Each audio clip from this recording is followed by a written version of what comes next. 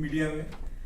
देखिए, दरअसल मेरा मानना है कि चुनौतियां जब से पत्रकारिता, मैं तो मीडिया कम बोलता हूँ, पत्रकारिता ज्यादा बोलता हूँ, क्योंकि हम लोगों ने जब शुरू किया था तो पत्रकारिता ही कहा जाता था। ये मीडिया तो 2000 के बाद का शब्द है, सन 2000 की बात है। क्यों संतोष जी? इसलिए अभी भी अखबारों में वो जो स्टिकर्स होते हैं ना, प्रेस लिखा होता है। मुझे लगता है जब से ये मीडिया पत्रकारिता जब से शुरू हुआ, चुनौतियां हमेशा उसके सामने रही हैं। कोई भी ऐसा दौर नहीं रहा है जो चुनौती विहीन रहा। आजादी के पहले जब स्वतंत्रता आंदोलन और पत्रकारिता एक दूसरे के पर्याय थे, खास करके भाषाई पत्रकारिता, तो बड़ी चुनौतियां थी।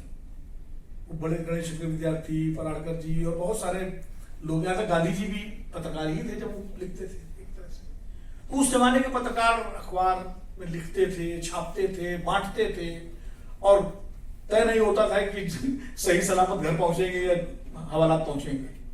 तो वो चुनौती थी बड़ी कि सत्ता को एक्सपोज करना, जनता के साथ रहना, स्वतंत्रता आंदोलन से जुड़ना और अंग्रेजी हुकूमत के दमन का भी सामना करना, और अपने सीमित, बहुत ही सीमित संसाधनों में अखबार निकालना, छोटे छोटे पर्चों के रूप में या उस रूप में। आजादी के बाद जब देश आजाद हुआ तो जाहिर है पत्रकारिता को भी स्वतंत्रता मिली, आजादी मिली, लेकिन चुनौतियां तब भी थी। उस वक्त पत्रकारिता के लिए कोई प्रशिक्षण संस्थान नहीं होते थे। आप पढ़े लिखे, लेखनी में आपकी दम है, लिखते पढ़ते हैं, अखबारों पत्रिकाओं से जुड़ जाइए और धीरे धीरे अपने को विकसित कीजिए।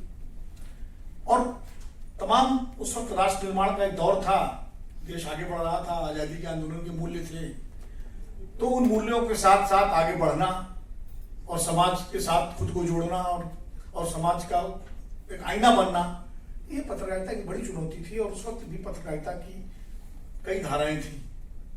एक धारा वो थी जो बिल्कुल सत्ता प्रतिष्ठान के साथ कदम ताल करती हुई चलती थी, सत्ता को चुनौती नहीं देती थी, बल्कि सत्ता प्रतिष्ठान के प्रति अपनी जो है, आप उसको मित्रता कहिए, जो भी कहिए, उसको निभाती थी। लेकिन एक दूसरी धारा भी विकसित हुई, और चूंकि संतोष जी बैठे हुए हैं इसलिए मुझे इसका जिक्र करना जरूरी है।